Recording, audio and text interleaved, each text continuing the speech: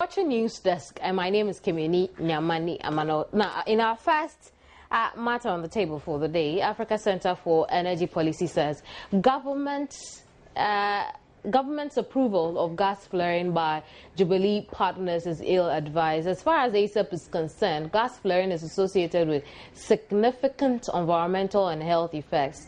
Now, one of the effects they have identified is the fact that gas flaring will contribute significantly to greenhouse gases in the atmosphere. They continue to say it will contribute to climate change, which will have serious implications for both Ghana and the rest of the world. Now, as another of the effects they say we could experience from the flare is the fact that it could also result in acid rains, which could have adverse environmental impacts.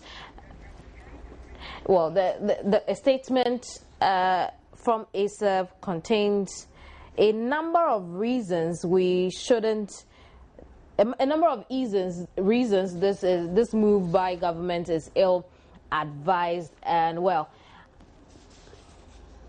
I'm joined over the telephone by Nasir Alpha Mohammed, his Senior Energy Policy Manager with ASAP. Thank you very much, Nasir, for joining me here. Yeah, it's a pleasure joining you, and good morning to your listeners. Absolutely. Now let's go through it again. Why is this move totally wrong for the country? As we indicated in our press release, gas flaring is a global phenomenon that all oil-producing countries are battling with. It has serious environmental impacts as well as economic impacts, as indicated. You will realize that we indicated that gas will contribute significantly to greenhouse gases in our atmosphere. Nasir, if you could reposition yourself, I'm getting very bad feedback from you. So if you could reposition yourself so you're not too muffled. Yes. Right, please go ahead. Is it better now? I believe so. Yeah. So what I'm saying is that ASAP is of the belief that gas flaring has significant environmental and even economic effects if our nation proceeds to go that way. In fact, we have the indication, and all of us are aware that the government has approved and has given the Jubilee partners the go-ahead to go to do some flaring of gas between now and October. We are more concerned about the health implications, but also about the economic implications that this can have on the citizens of Ghana, especially those living around the Jubilee area, around the coastal area. The general concern, which is a global concern, gas flaring contributes significantly to greenhouse gases in the atmosphere, which normally would result in climate change and have serious implications both for Ghana and for the rest of the world. Just saying that is not enough, but we are more interested also in Ghana's international obligations under the United Nations Convention on Climate Change. To what extent, if we begin to go this way, are we convincing the world that we are ready to, as it were, fulfill our obligations under the United Nations Convention? Now, we are also more particular about the pollution effect that gas flaring can bring, which can result in damage to vegetation and can also affect the agricultural base of those communities around that area. We are also particular about the health implications, especially the human health implications that gas flaring, can bring to the communities around there. Research has shown, for example, that the potential exposure of hazardous air pollutants in particular, that are emitted during gas flaring will result in adverse, health impacts such as asthma, such as, leukemia. In fact, extreme leukemia, acute leukemia can, come as a result of gas flaring through the toxins that are released during the flare. There have been over 250 identified toxins associated with gas flaring all over the world. And this includes benzene, which is a very deadly pollutant or a very deadly, toxin which pollute the air. If you go to Nigeria, for example, along the Niger Delta area where gas flaring is, very heavy, locals complain of respiratory problems such as asthma, bronchitis, and leukemia. And we have evidence to suggest also that exposure to benzene, for instance, causes acute leukemia and a variety of other blood-related disorders in humans. In the case of Nigeria, for example, the World Bank is reported to have suggested that in Bayelsa State alone, gas flaring will likely cause, on annual basis, about 49 premature deaths every year, about 4,960 respiratory illnesses among children every year, and about 120 asthma cases every year. This can be replicated in Ghana once we begin to condone gas flaring in Ghana, no matter how gradual it is. But this seems a necessary move if we are to get our crude oil. If it is, I'm saying that it seems a necessary move for Tallow to get crude oil. If you actually follow the news over the last few days, you will realize that officials of Tallow were asked whether or not the go ahead for them to flare gas would necessarily increase the volumes of oil that we are likely to be producing per day. The target is about 120,000 metric tons, but as it stands now, we are doing just about 100, a little above 100,000. But when they were asked, they said that production is still going to be around that. So if it is the case that we are doing this in order that we are able to increase production, then I don't think it is likely that we are going to get that. There must be other considerations, and we think that even economically, this is going to affect Ghana significantly. It can impact grossly on our economy in terms of the loss of funds and revenue Ghana can realize if we conserve gas, and use it for other purposes instead of flaring steam. Nigeria, for example, is an appalling example of such a loss. As of 2012, it is on record that oil companies in Nigeria flare an estimated 2.5 billion cubic feet of gas every day. And this action amounts to the loss of revenue estimated at $2.5 billion yearly. This is significant. If we begin to go the gas flaring way, even though we know that this is still temporary, we are told that it's between now and October. We cannot guarantee that once we have begun, giving these oil companies the opportunity to flare gas, whether or not in the future we are not going to continue that way, since Ghanaians have so easily accepted it in that case. So these are our concerns. We are getting it. Right. These are serious concerns which can be replicated in Ghana, and we think that it was duty bound on us as a non-governmental organization which has committed ourselves to doing advocacy, around the energy industry and helping Ghana come out with good policies for our energy industry. We thought it was important for us to make a statement on this. In your statement, you have then suggested that we wait for the Ghana gas plant to come alive so we can use the natural gas which Tallow intends to flare now to produce perhaps LPG and all the other forms we could get from the natural gas. But we don't even know when the Ghana gas plant will come alive. We have been told that by October this year, the project would have completed.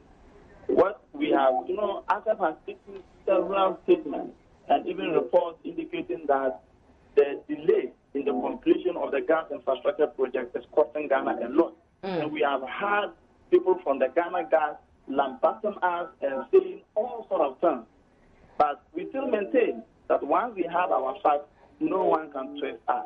What we are saying is that if the Ghana gas infrastructure project had been fast-tracked, we would not have this problem. Because in certain other countries, they use gas, associated petroleum gas, for example, for other purposes like electricity generation and for their own local heating purposes.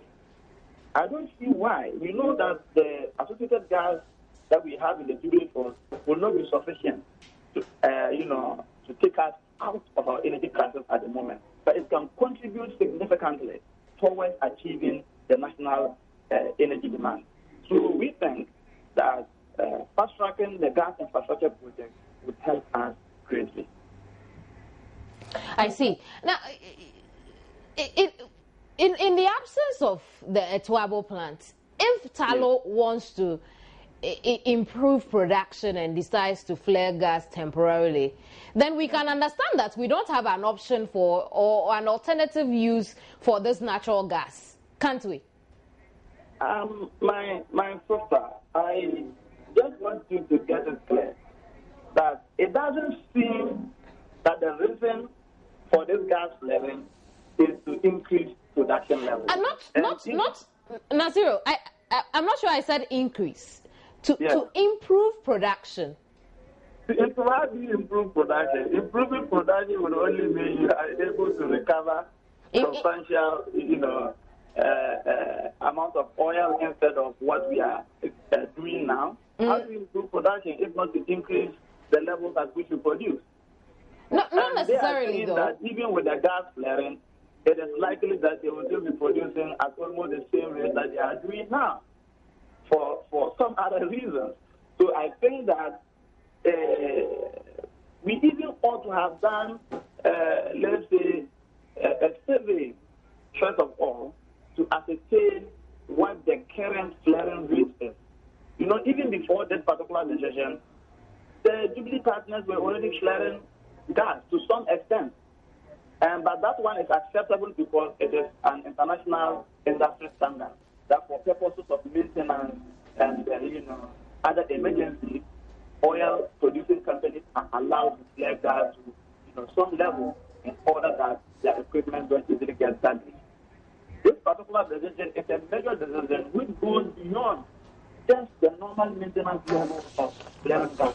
And that is where the concern is.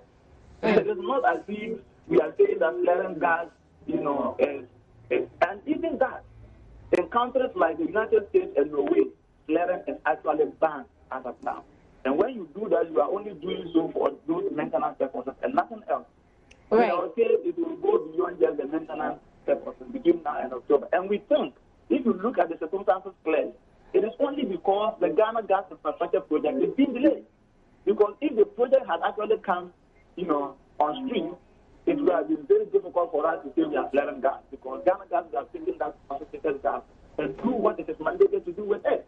But because of that delay, and that is why we are pushing for the fast tracking of the circumstances, we are just hopeful that by October this year, government will not come back to us saying that they need more time again for the gas infrastructure project to be completed. And then ASAP has suggested that even if government has to go ahead with this, it needs to put some steps in place. Share that with us.